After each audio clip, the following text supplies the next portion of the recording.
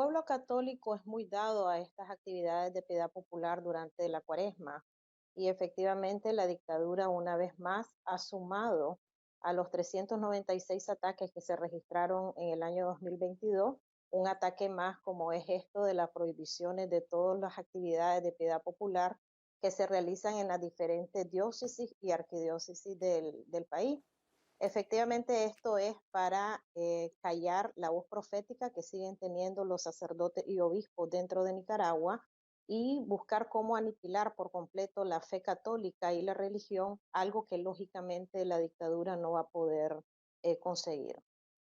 Estamos hablando, usted dice 396 ataques por parte de autoridades en Nicaragua a la Iglesia Católica. Hemos visto sacerdotes encarcelados, conventos clausurados, Marta, obispos exiliados. Pero acá quería hablar yo también de la historia entre el sandinismo y la Iglesia Católica ahí en Nicaragua, para dar un contexto un poco histórico de lo que sucede allí.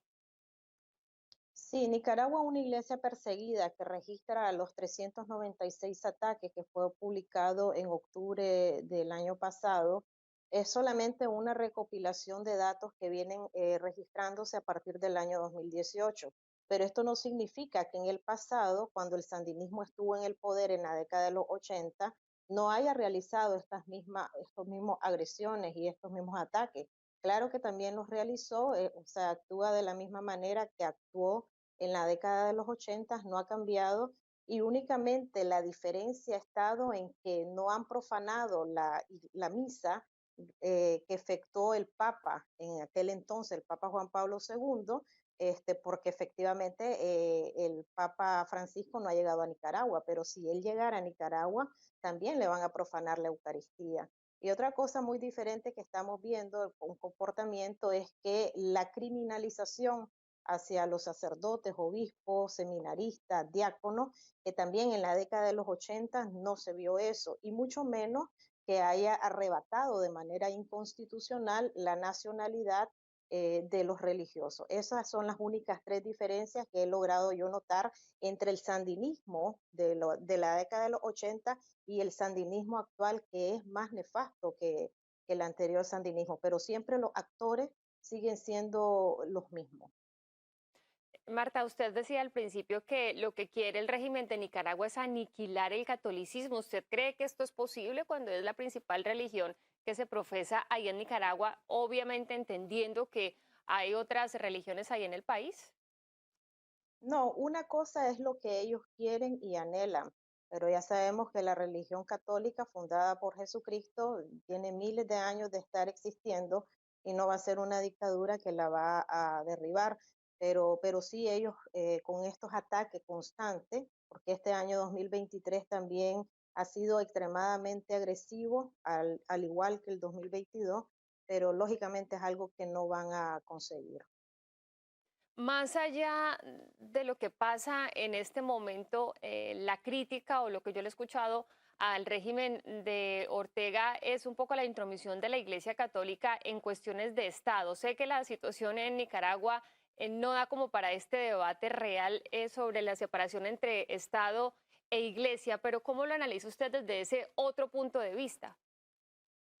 Lo que pasa es que el Evangelio en sí anuncia y denuncia todas las arbitrariedades, no únicamente las que se cometen en Nicaragua, sino a nivel mundial. Pero esto es lo que ofusca al régimen que estén denunciando constantemente los obispos y los sacerdotes a la luz del Evangelio, estos ataques también a la población, no solamente católica, sino que ahí va todo el conglomerado de la ciudadanía nicaragüense, pero todo lo que hacen los sacerdotes y obispos es a la luz del Evangelio. Ellos no se están inmiscuyendo en ningún momento en política partidaria, pues porque también su formación se los prohíbe, pero denunciar un acto de vulneración de derechos humanos, esto no es política, esto es ya algo humanitario y es una situación que han venido realizando los señores obispos, no solamente a partir del 2018, sino desde años atrás. O sea, en 2014 ellos presentaron una carta al señor Ortega y era como una profecía de lo que después ocurrió en 2018. O sea, ya los Ujú. obispos habían anunciado todo esta trama y eh, esta persecución y también estos asesinatos y todo lo que Ujú. estamos viendo en la actualidad en Nicaragua. Marta, en nuestros países, en Latinoamérica, podría decir yo que la religión tiene un peso muy importante en términos electorales, en términos políticos. En Centroamérica, yo lo he podido notar mucho en lugares como Guatemala, en lugares como El Salvador. En Nicaragua, ¿cómo está esta relación entre feligreses, religión, política y elecciones? Sí, la iglesia siempre es madre, es profeta, y siempre cuando se acerca un periodo electoral, ellos